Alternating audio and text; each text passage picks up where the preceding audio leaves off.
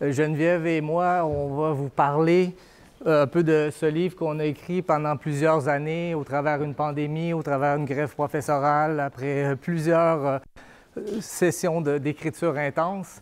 Et c'est un livre, son histoire, en fait, c'est Geneviève avait écrit ce livre qu'on vous a parlé, Assieds-toi, écris ta thèse. Elle avait écrit il y a plusieurs années. Et quand elle allait faire des ateliers sur ce livre-là, les étudiantes lui demandaient toujours, ben pourquoi vous ne dites pas ça à mon encadrant, mon promoteur? Dites ça à mon promoteur, s'il vous plaît. Donc, c'est ce qu'on livre aujourd'hui, finalement, le message qu'on veut apporter pour les encadrants, les encadrantes, les promoteurs, promotrices, pour finalement faciliter l'encadrement. Donc, ce n'est pas un livre de torture, ce n'est pas un livre sur la douleur, sur le stress post-traumatique non plus.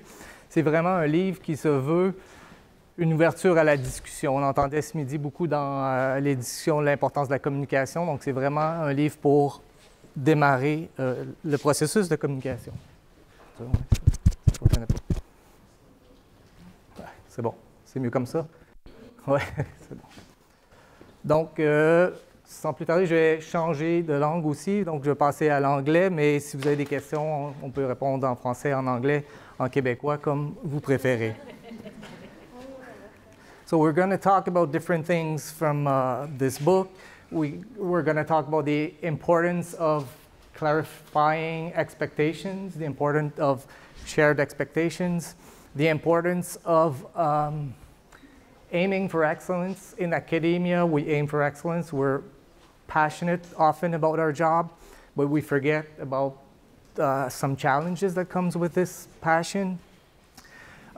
We also are going to discuss about the idea that writing is not something that comes naturally, as you'll see, and also the importance when you are in a supervisor-student relationship. It involves two people, so building alliance between these people is something key.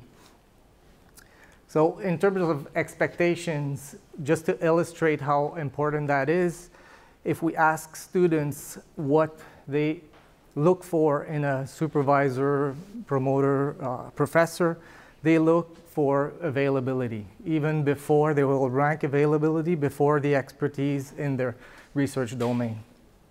If we ask professors what they look for in students, some will say, some won't say it, but we like people that are autonomous. We would like people that work well, not solely on their own, but that don't knock on our door every day for like 3 times a day, things like that. We won't say that too often, but that's what promoters are looking for. So if we just think about time, how much time students and professors expect to spend together in the next 3 to 4 years, they're at the opposite end of the spectrum just in terms of time. So that's the importance of discussing other topics as well. Availability, when we talk about availability from a promoter's perspective, does it mean that someone has to be answering emails every day, answering SMSs every day, 24/7? Not necessarily. For a promoter or professor to be available, I think each have his or her own way of, or have his or her own schedule, but the importance is really to communicate this availability, to say when and how we can be reached, and to, when we're available, we are truly available. We're listening to students without answering phone calls or texting at the same time. We make ourselves really available. For a student to be autonomous, should we be happy not to hear about students for a long time? Not necessarily.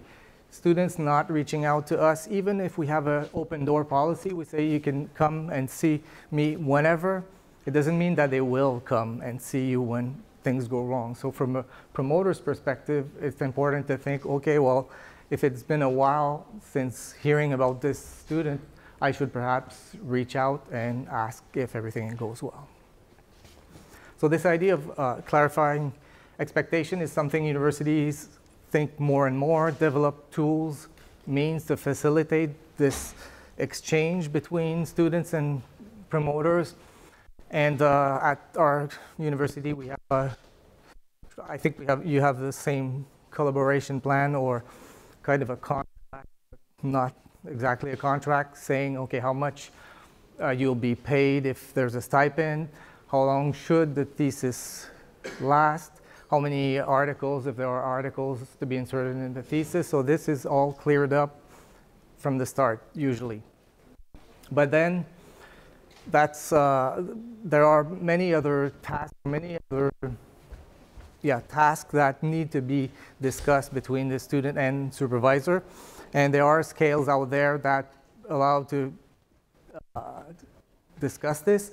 One of them created by Moses in 1992 is one scale that many people reproduce. Many people have been inspired by this scale to discuss different topics like the topic of the thesis, who chooses the methods and different elements like that. And this scale has been, so popular that we thought also to develop our own version of that scale, and that we called it the Clever, Legendary, Universal Extended List of Expectations for Students and Supervisors, or better known as the Clueless scale. In French, it's called l'échelle des perdus. So the idea is that we go through tasks like this on a scale, and the different tasks, the scale is completed by the student and the supervisor individually, and then they're invited to compare their rankings or their scores. And the idea is really to situate for each of these tasks, where do you think falls the responsibility, on whose shoulder is the responsibility to determine the methodology, to get the research funding itself, the stipend for the students. So each will answer what they think, and at the end, you can compare those scales. You could put them on top of each other and start discussing perhaps those points that are really at the opposite end of the spectrum. It should be a good place to start and discuss expectations. It's something that should be done early on, because expectations can, difference in expectation can take a while before coming up or to show up. So if you do it from the start, you prevent this building up of not sharing the same expectations. And also, it's very important to do with people that don't come necessarily for the same university, the same environment, even same country. They could have very different experiences in terms of what students do, what professors do at different places. So once expectations are clear, we launch ourselves in a thesis, or we launch ourselves in the supervision of students. And the key word we hear a lot in universities these days is excellence. So we all aim for excellence. Professors are often passionate about their job. They share this passion, and we try to fuel this thinking of always get better, always improve, which is not to be confused to always aim to be the best. You have to be better, but not necessarily aim to be the best. And because this quest for knowledge, this way of performing in university, professors learn it the hard way sometimes, but gradually over the years. In 1 year, a professor who teaches 2 classes, who submit grant proposal through 3 grant proposals, promotion maybe that year, have undergrad, grad classes. All of this can add up to over 100 evaluations. So 100 person can in a year tell us whether our job is good or not, and oftentimes anonymously. And so we're supposed to get from this feedback better, or try to keep what's best and try to improve. So we are not taught to do this, but we eventually learn the hard way to do that. But this kind of learning is something that is a great shift between undergrad studies and grad studies. So undergrad studies, you hand in a paper, you do an exam, you get a mark, and that's it. Grad studies is really the shift of this iteration process. This process where you produce something, you get feedback, you try to produce better and to bring it further and further and further. So this iteration process is not something students are used to when they start. So that's why it's important to go perhaps gradually from this process. We often instill exchanges between students. We ask students to proofread themselves, proofread an article, but maybe a poster presentation or abstract and things like that. So by reading between themselves, they can share ideas, and they also can learn to receive feedback, because sometimes that's something that has to be learned. It's not always easy to hear many things that could go wrong with what you write. So modulating this feedback on an individual basis and throughout the program is something very important. Often, the process of most of the feedback, most of the interaction, the production of a thesis goes through this feedback processes. These comments that could be either on the text or even verbally, we share things and we comment. But sometimes people proofread after a long day, the day before the conference. And when we do that as professors or promoters, we maybe sometimes forget to focus on the content. We kind of react to students' text, and we could drop comments like this, which are not necessarily helpful. These are not comments to help the students get better or improve their text. So proofreading is something that's important, and something for promoters as well. We have to perhaps proofread what we're going to send from comments the day or late at night, and reread it the next morning before sending it over. And we want to achieve more thoughtful comments. So comments that are meant to help the student learn what's wrong with the text, what's wrong with this passage, what's wrong with this hypothesis, how could you improve this hypothesis? So guiding the process, not just being prescriptive, but more instructive about our comments. And the tools we use on a daily basis, softwares have very useful tools to help with this.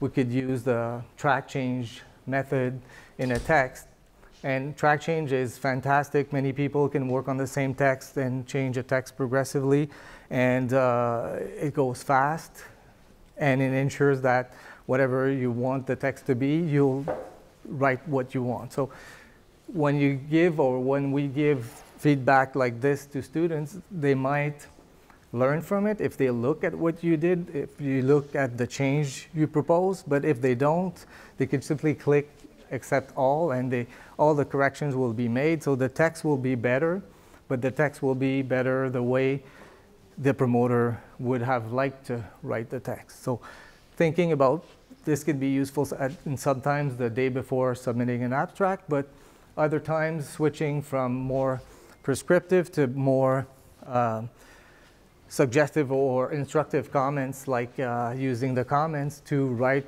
what you think is wrong in the text and how it could be improved, or propose methods to change it. And also it's important because it provides an opportunity which we often forget, I forget, that it took me a long time to remind myself that we have to give positive feedback sometimes. Because proofreading, we correct everything, we say what's wrong, but we rarely take as much time to say what's good in the text. So the hypothesis is right on. This article I never had seen before. Thank you for pointing that out. Like your title. So just positive comments like this is important. It's easy, but we don't have sometimes the reflex to say them or write them. So balancing these methods will help, and balancing these methods will help us also deal with the frontier between writing the text for the students, rewriting the text, versus learning or teaching them how to write better. So we want to be supervising the writing, not to be editing people's text. And I like this kind of provocative quote by Umberto Eco, who also wrote a book about how to write before writing novels. And he said something like, you will be better, or you'll be more fair and honest if you supervise students in an unfamiliar topic. So does this mean that me in psychology, I'll start taking students in for marine biology or astrophysics? Not necessarily, but it means that I can open myself to other things than empathy for pain. I did work on empathy for pain for 20 years. If I supervise a student on empathy for pain, I will be tempted for them to write what I think should be written as an abstract for a conference. If someone comes in my lab and decides to work on solitude and empathy, well, I've never worked on that. I'll learn a lot from that, and I'll respect the students' expertise that they develop, which is and should be distinct than my own. People forget that a PhD should be a significant contribution, but people should have an expertise that is distinct from somebody else, and most of all from the promoter. So I'm not saying that we should supervise people in completely different themes, but thinking about this will help focusing on the writing itself, the process of writing, getting better at writing, not writing what needs to be written from the promoter's perspective. It's an opportunity, like I said, for students to develop their own expertise, their own, not niche already, but towards developing a niche that might come later at postdoc years. And it'll be easier also to determine, well, whose work is it? Because when we write theses with articles, in certain articles, they are sometimes 15, 20, 500 co-authors on articles, but the thesis at the end, only one person will sign the thesis. Only one person will defend the thesis, and that's the student, and the student needs to be accountable for what's in the thesis. So we have to give them this leeway so that they develop this expertise. Now, switching a bit ideas, this is an old version of the Tetris game. If you know the game of Tetris, Geneviève and I like to compare a professor's job, a student's job also is very similar to a Tetris game. So a Tetris game, for those who don't know the game, have many blocks that fall, and the blocks you can switch around. So the blocks are the different types of tasks we engage in as students or as professors. You have to fit the block perfectly at the bottom to complete lines. When you complete a line, you have succeeded at completing a line, the line disappears. So similar to what happens in our career, we get published, yes, the next day we start focusing, worrying about the other things. So we don't spend a lot of time focusing on our success, unfortunately. So this game of Tetris, the blocks will fall faster and faster the more blocks you drop. And once, well, it'll eventually reach a level or a speed where you cannot put any more blocks anymore, and you're kind of stuck. So being stuck, or that's kind of an analogy or a reminder that, yes, academia is fun. Yes, we're passionate about our job, but our job, our thesis, what we're doing should not be done at the expense of other aspects of our life, friendship, family. There's other things than our job, so we have to find equilibrium, find a balance. And one analogy for this, one way to do that is we have to find ways to perhaps pause the game at some time. So pausing the game is a different thing, but it's possible to complete a thesis, to be a professor, very successful professor, like Geneviève, working from 8 in the morning to 4 o'clock. I try to reach Geneviève at 6. She never answers. She's never on her email before the next day. because she does not work after 4 o'clock. If it's on a Friday, I'll have to wait till the next Monday, but that's possible. So you have to decide what's your limit, how to set your limits, and you stick to those limits. Vacations, as a professor, it took me many years to take vacation. Taking vacation means you shut down your computer, your phone, you don't look at anything. So that's possible. Students, I insist also, students in my lab see other people take vacation. They're tempted not to take vacation, to postpone vacation. I always say, well, everybody should take vacation, period. Take vacation, it's important. So that's the simple message. Geneviève will come back to this, find other means by which to pause the game if you want. Now back to writing a thesis. Why is it so difficult? Why don't people sit down and write? So there are different hypotheses. We could go back to evolution. We could look for answers in evolution.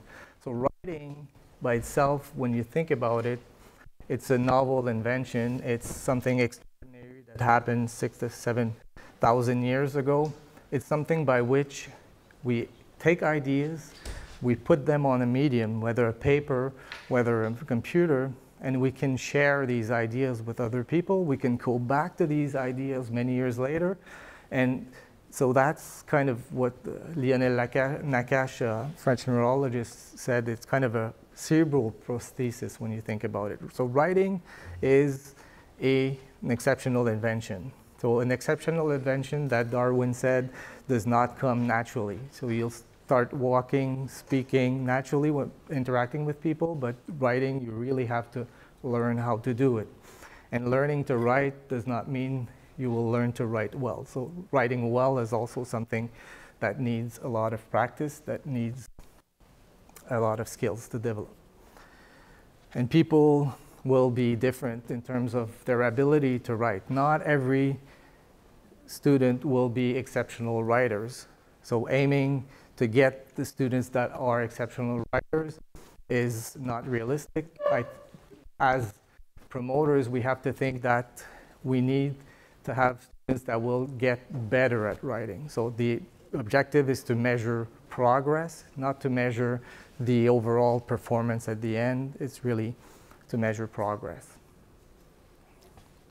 Another way, other hypotheses as why people don't sit down and write.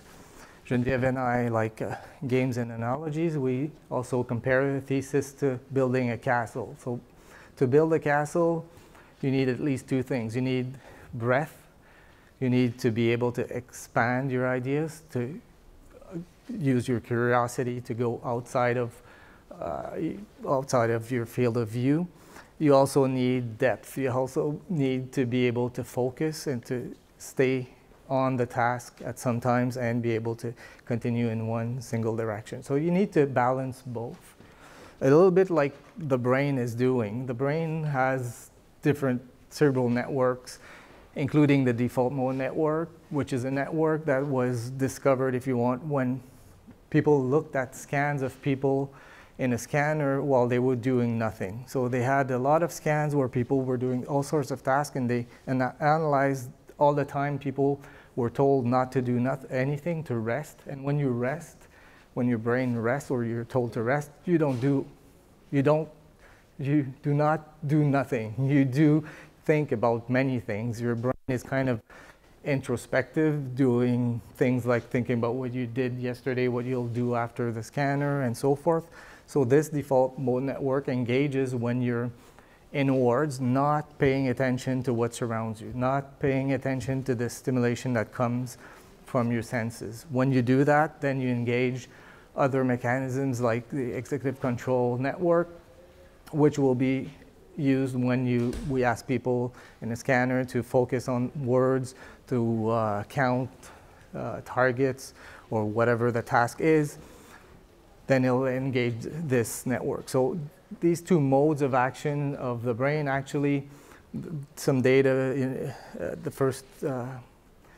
first studies on the default mode network showed that these networks are anti-correlated. The more one is activated, the less the other one is activated. So they kind of work alternatively. And we think maybe that's a bit, again, an analogy to how students should think about when writing their thesis. They should be in different modes at different times. So they should look or try to foster breadth of thinking, and they should also be in modes when they could focus on the depth of the thesis.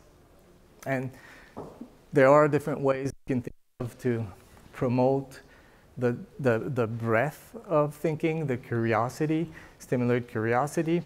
You can encourage, obviously, students to write often, but writing often, you might not be able to write, or you might not be able to grasp your ideas on Monday morning at 8 o'clock when you set yourself to write. You'll learn later that you have to set time to write, but when you set time to write, you might not catch the famous or the super new idea that you might have after a football game or after something else. So you need to think of ways of contributing to your writing outside of writing period. So ideas, you can draft ideas, you can give yourself little messages and to remind yourself of different ideas. Yeah, some people use drawings, think like conceptual maps and things like that. So that's one thing. And the other thing is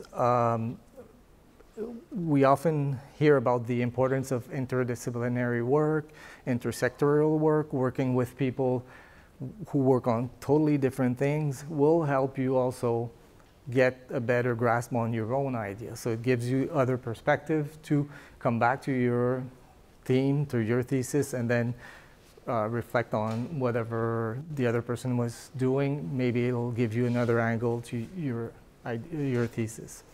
Encouraging lab visits, encouraging exchange students, doing an exchange will be helpful to promote this. So all this to stir curiosity. Some students, well, actually many students I think are pretty good at doing this. They're good at doing many other things than sitting down and writing. So that's why we think there's also the other mode that we need to promote, and that's when I'll leave the microphone to Geneviève, and she'll discuss more about this other part of writing a thesis, the depth and how to get there and how to promote this way of thinking. So my name is Geneviève, and I will continue. I'd like to talk more about the emotional aspect of writing a thesis, particularly managing anxiety and perfectionism. And Virginie has suggested that I switch back to French. If I switch back to French, is there anybody in the room that will have trouble understanding? Don't be shy. I can do both. I can do French, English, Franglish, Québécois. So is this okay if I switch back to French? I might struggle a bit because my support is in English, but we'll see my capacity for adaptation. OK, so écrire c'est difficile. Hein? Writing is hard.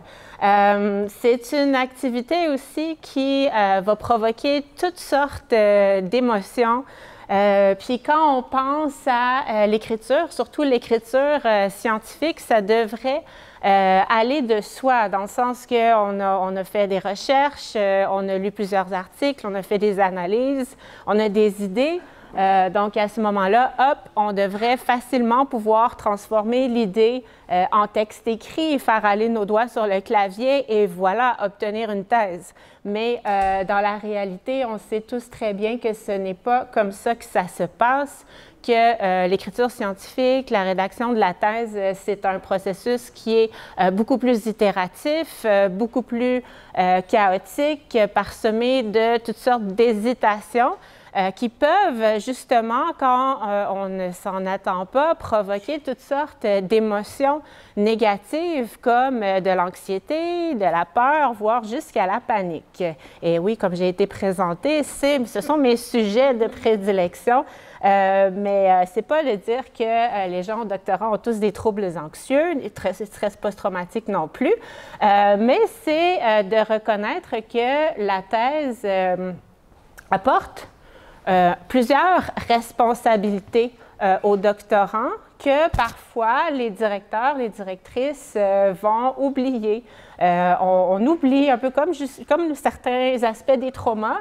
Hein, parfois, on oublie les difficultés qui ont été associées à la thèse et on ne retient que le positif. Mais quand on écrit une thèse, c'est énormément de responsabilités qui reposent sur les épaules des doctorants. Les instructions des professeurs, des directeurs sont parfois, sont toujours assez nombreuses, sont parfois contradictoires, peuvent varier d'un laboratoire, d'une discipline à l'autre.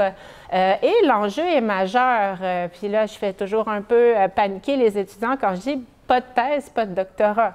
Donc, si on n'arrive pas à l'écrire, cette fameuse thèse, on n'obtiendra pas le diplôme.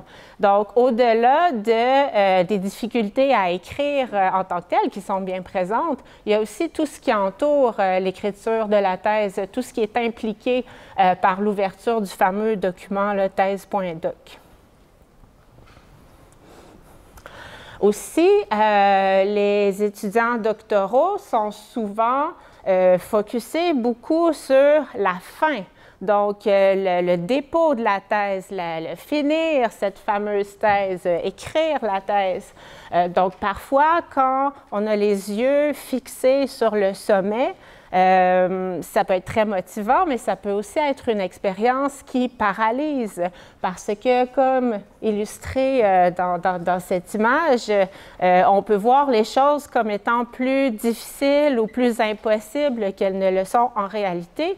Et c'est tout là l'expertise de la direction de recherche d'aider les étudiants à regarder l'escalier constitué de petites marches faisables qui est nécessaire pour se rendre au même sommet et qui seront plus faciles à réaliser. Donc, c'est pourquoi c'est une tâche importante de la direction de recherche d'aider les étudiants à décortiquer les tâches associées à la rédaction de la thèse en petits morceaux, en petites bouchées, donc en objectifs qui sont réalistes, qui sont spécifiques et qui sont mesurables.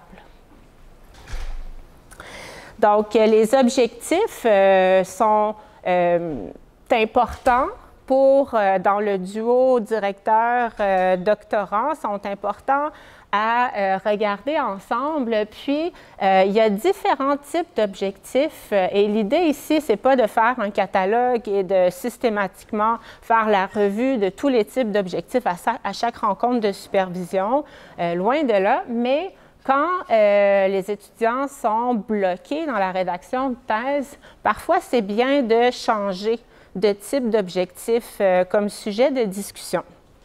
Parce qu'on a les objectifs à long terme, comme on vient de voir, qui peuvent être d'un côté paralysants parce que trop éloignés, mais aussi les objectifs à long terme peuvent avoir l'effet un peu pervers de donner l'impression d'avoir tout le temps du monde. Donc, même si je veux remettre quelque chose à la fin de l'été, c'est encore loin, j'ai du temps, je n'ai pas besoin de travailler si fort maintenant. Puis quand on est seulement focusé sur les objectifs à long terme, le processus itératif de feedback qu'on donne, sur lequel on revient, les discussions, il est beaucoup moins facile à instaurer.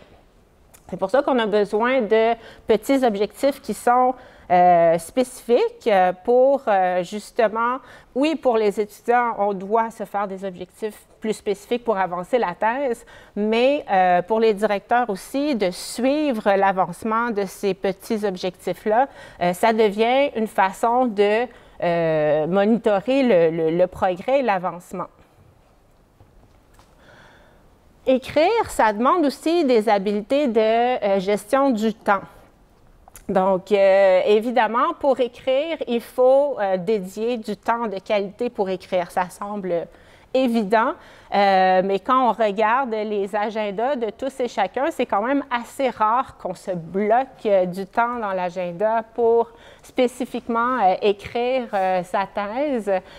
Donc, au niveau de la direction, ça peut être important de voir si les étudiants ont de bonnes habitudes au niveau de réserver du temps. Puis, ça peut être important aussi de modeler ce comportement-là. Quand on voit des beaux articles scientifiques, on a l'impression que ça s'est écrit tout seul tellement que c'est clair. Donc, c'est important. Moi, j'aime bien que mes étudiants voient à quel point j'ai de la difficulté à écrire, que les choses ne sont pas parfaites du premier coup, que parfois j'ai de la difficulté à m'y mettre parce que ça ne me tente pas ou pour toutes sortes de raisons. Donc, oui, il faut dédier du temps pour écrire et il faut modeler, il faut montrer que oui, écrire, ça prend du temps et ça prend beaucoup de temps. Et enfin, parfois on l'oublie, mais parfois, comme étudiant, on a besoin de se reconnecter avec les objectifs de la thèse en soi. Surtout quand on a plongé très, très creux dans la littérature ou encore quand on a vogué, on a navigué les océans des analyses statistiques infinies. À un moment donné, c'est facile de se perdre, puis de ramener la discussion à qu'est-ce qui va être important en lien avec les objectifs de la thèse, bien, ça peut ramener les choses là, back on track.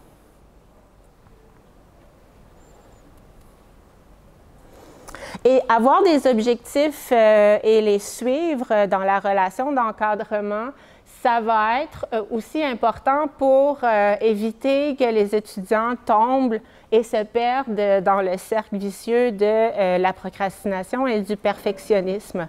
Parce que plus la tâche de rédaction de la thèse, plus l'idée de se mettre à la tâche est perçue comme étant quelque chose de difficile ou étant perçue comme quelque chose de que je suis incapable de faire, bien, plus ça va provoquer de l'anxiété. C'est tout à fait normal.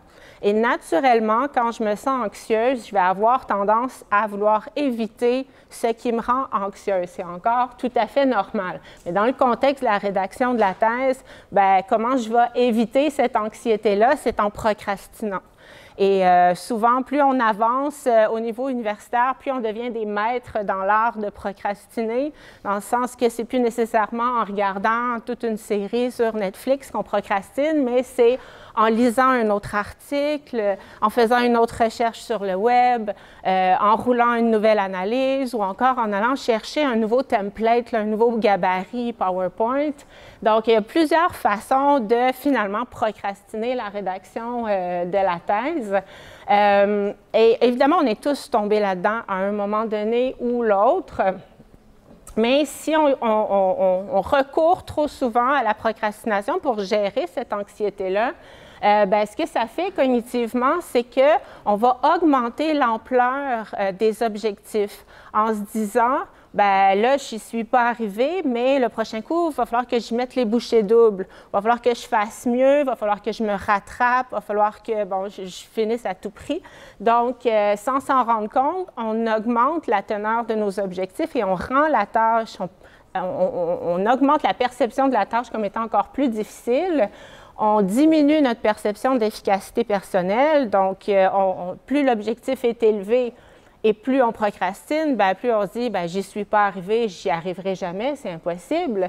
Donc, et puis, plus on est perfectionniste, plus on a tendance à être perfectionniste, plus ces cognitions-là, ces façons de voir les choses-là vont s'activer. Donc, les perfectionnistes, évidemment, ils veulent tout bien faire, tout parfaitement, tout en se remettant en question de façon vraiment continue.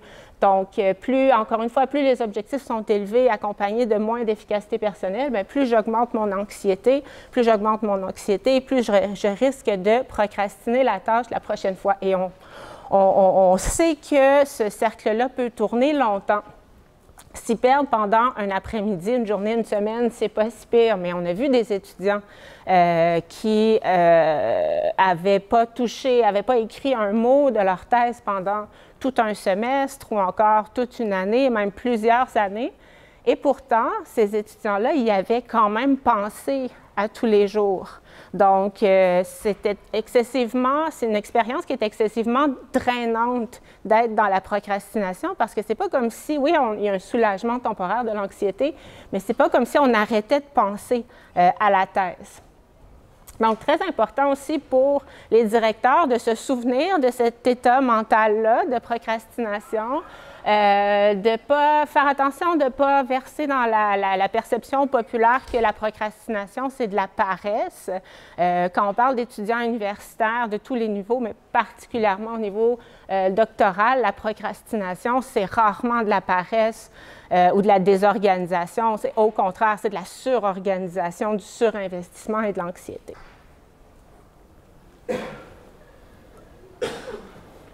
Donc, c'est pour ça que la gestion de l'anxiété et du perfectionnisme et de la procrastination dans l'écriture nous paraît quand même des aspects plus pratiques, plus pragmatiques, évidemment, mais des aspects qui sont importants.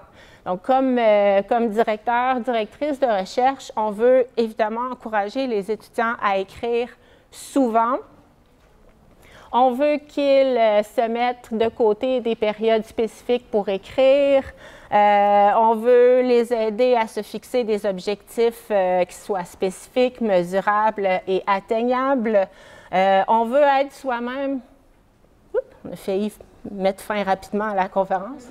On veut soi-même être des modèles là-dedans. Parfois, comme nous-mêmes, comme Philippe l'a dit, on a une très grande pression à être très productif. On met beaucoup d'heures. On est très investi dans notre travail. Et parfois, ce que les étudiants voient, finalement, ce sont les bourreaux de travail. Donc, vraiment être attentif de pouvoir donner ce modèle-là aussi que, au final, c'est de l'organisation, puis c'est découper les tâches en petits morceaux.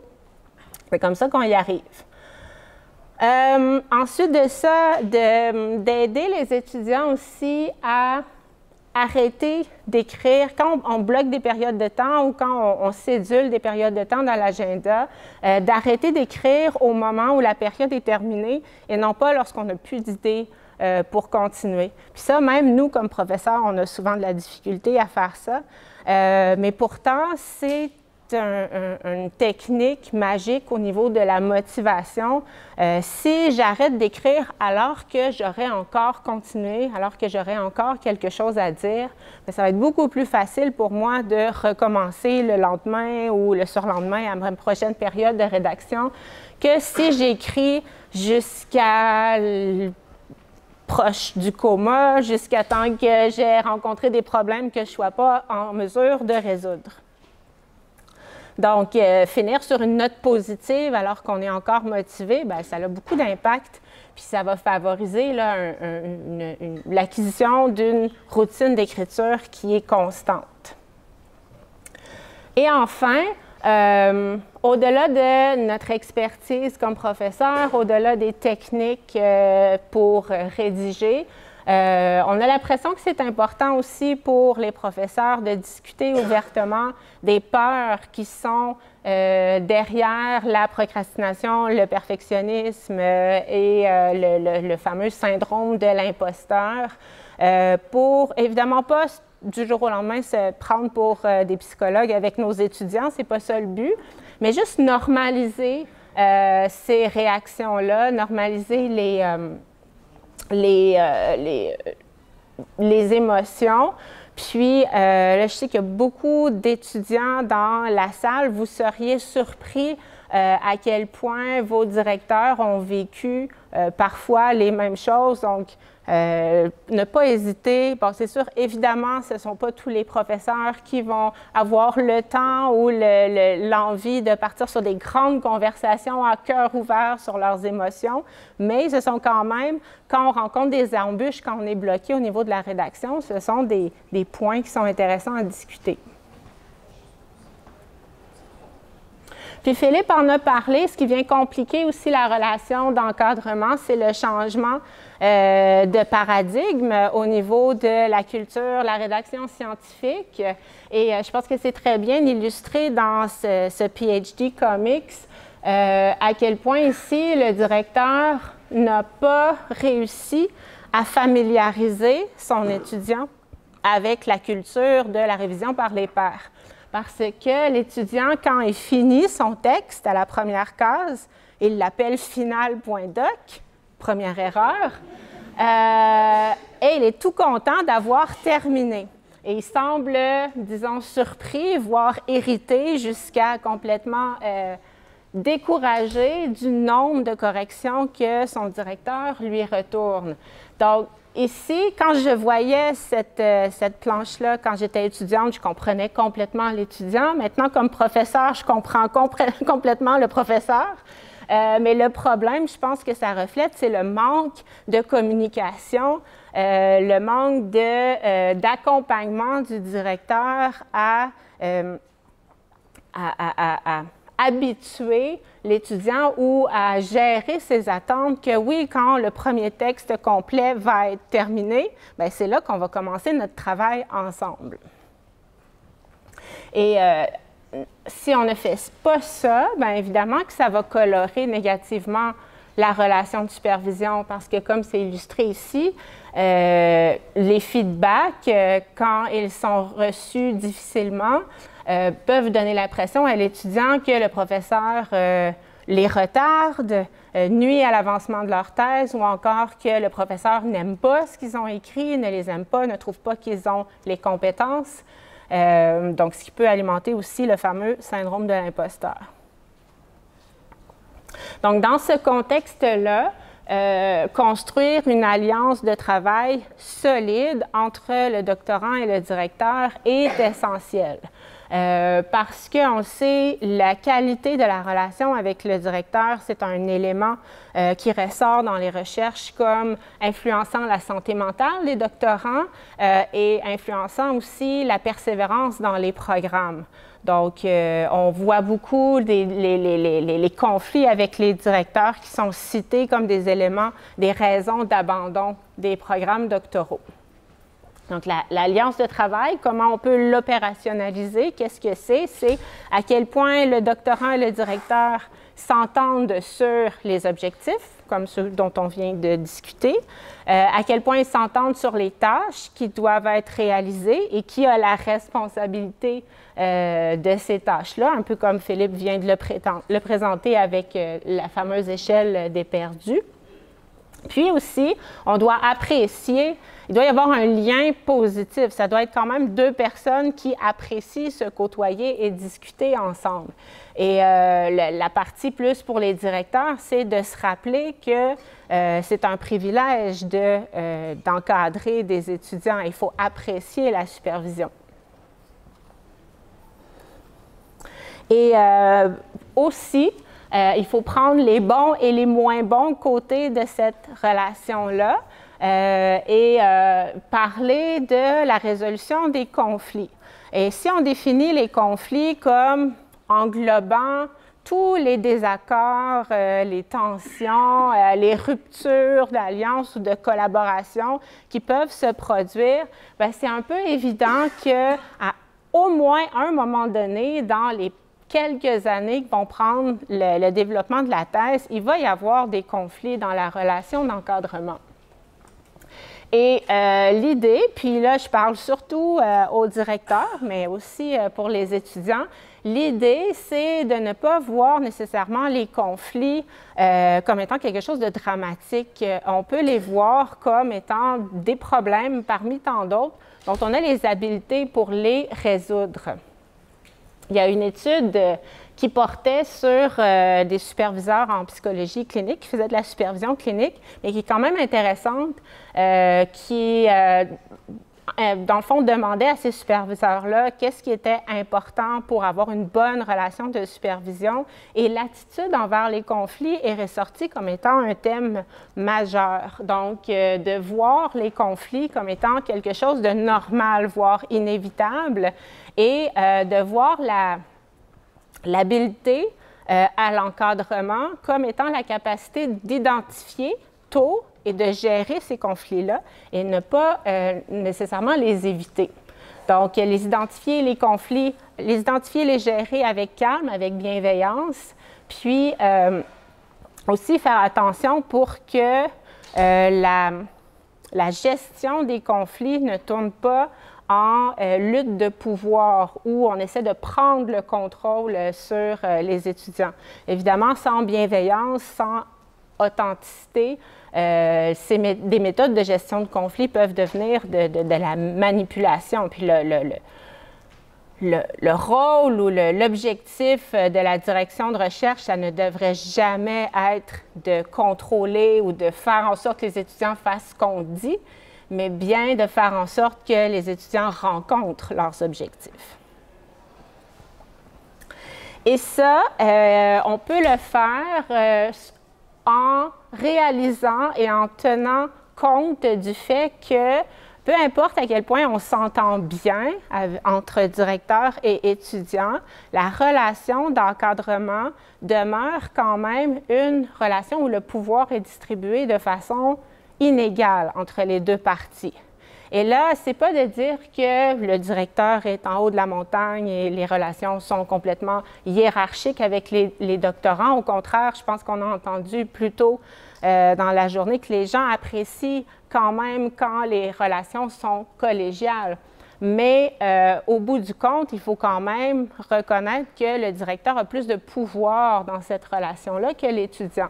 C'est quand même le directeur qui va signer les lettres de référence, qui va approuver la continuation dans le programme, qui va offrir ou non des opportunités de réseautage pour des emplois futurs. Donc, à ce niveau-là, il faut toujours garder en tête que les relations ne peuvent pas être complètement transparentes de par ce déséquilibre-là. Donc oui, quand on parle de la relation d'encadrement, les deux personnes, l'étudiant et le directeur, sont responsables de la qualité de cette relation-là.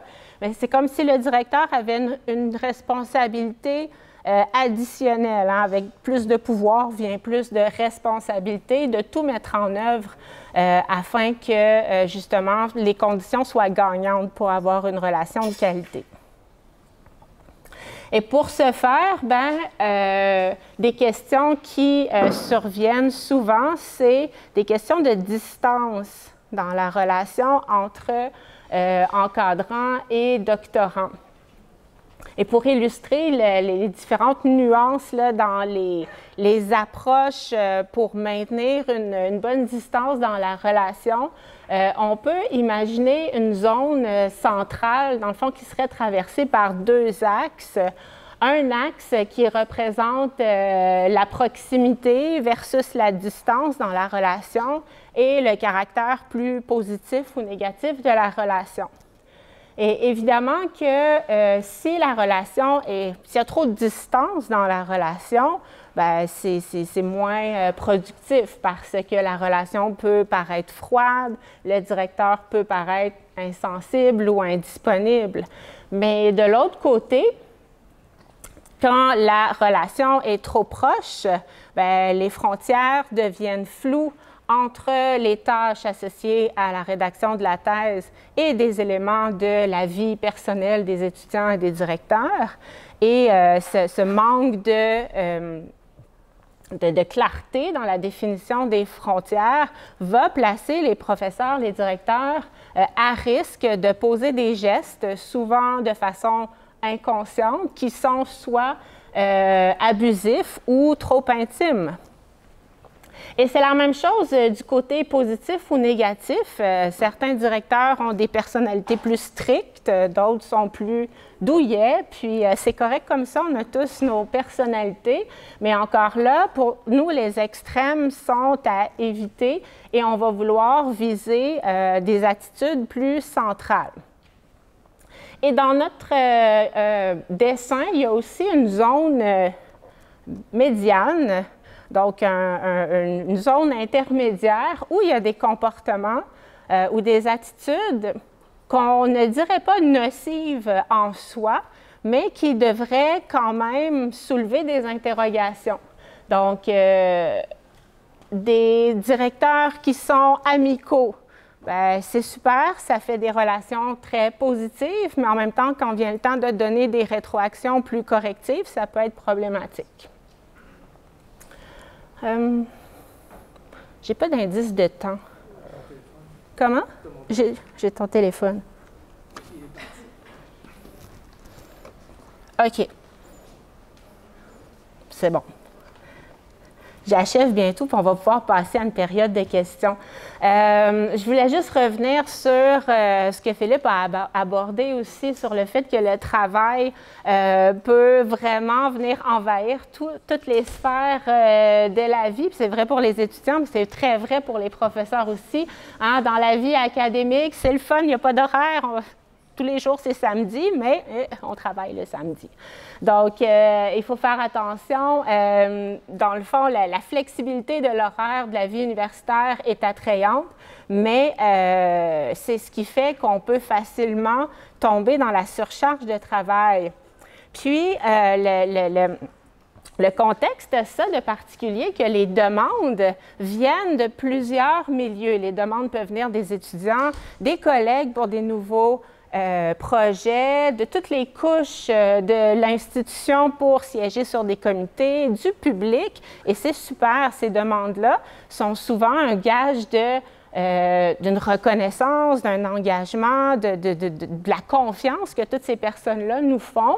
Mais en même temps, quand on dit oui à tout, bien, on risque évidemment de s'épuiser. Puis c'est ce que ce mème-là essaie d'illustrer comme dynamique. Ça montre une personne, soit un étudiant ou un professeur, qui se trompe en voyant le burn-out, il voit de la passion. Donc, ça illustre comment, dans le milieu académique, parfois la pression constante d'être aidant, d'être productif, d'être engagé, bien, ça peut un peu rendre confuse la ligne entre le véritable enthousiasme, mais l'épuisme, le risque d'épuisement. C'est pour ça que pour protéger notre santé mentale et demeurer productif, tant dans notre rôle pour écrire la thèse que notre rôle de mentorat, on n'a pas le choix de dire non à un moment donné parce que les demandes, elles vont toujours continuer d'arriver. Et si on n'apprend pas à dire non à certaines demandes, bien évidemment que ça ne peut que se conclure en explosion. Et Philippe et moi, on s'est amusés parce que dire non, bien évidemment, c'est plus facile à dire qu'à faire. Et on s'est amusé à essayer de trouver qu'est-ce qui fait en sorte qu'on peut dire non dans un contexte académique et demeurer une personne relativement gentille et agréable. Puis, on pense qu'être direct et donner des réponses qui ne sont pas évasives et très longues, c'est apprécié. Être clair aussi, si vous ne dites pas non clairement, les chances sont que la demande va juste revenir et vous allez avoir à dire non une deuxième fois. Être légitime, on voit des fois des personnes qui refusent un engagement en citant l'ensemble des tâches qu'ils sont en train de faire en ce moment. Puis on est tous débordés. On peut dire non de façon légitime, de façon courte, sans nécessairement citer l'ensemble de nos tâches. Mais malgré ça aussi, on pense que demeurer poli et demeurer gentil, c'est une bonne idée. Parfois, dans l'irritation de la surcharge, on peut avoir l'impression que les gens nous en demandent encore plus et devenir un peu frustrés de ces demandes-là. Et enfin, favoriser des réponses rationnelles là, versus des réponses qui soient plus réactives et émotionnelles. Donc, bravo, vous avez réussi. C'est quelque chose qu'on dit à nos étudiants à leur soutenance de thèse. C'est quelque chose que je vous dis aujourd'hui parce qu'on arrive à la fin de notre conférence. Mais c'est aussi quelque chose qu'on peut dire, c'est un message aussi qu'on peut envoyer aussi aux directeurs qui supportent quand même la progression de toutes ces thèses. Juste à garder en tête quelques stratégies, selon nous, qui sont essentielles dans la clarification des attentes, dans le fait de, oui, supporter la poursuite de l'excellence, mais en gardant du temps pour la créativité, le relâchement de la pression, de demeurer conscient des enjeux d'anxiété, de perfectionnisme et de procrastination, et de se soucier à la fois de la relation d'encadrement entre deux personnes, mais aussi de notre propre santé mentale dans ce merveilleux monde qu'est la vie universitaire. Donc, je vous remercie pour votre attention et nous allons avoir du temps là, pour prendre les questions.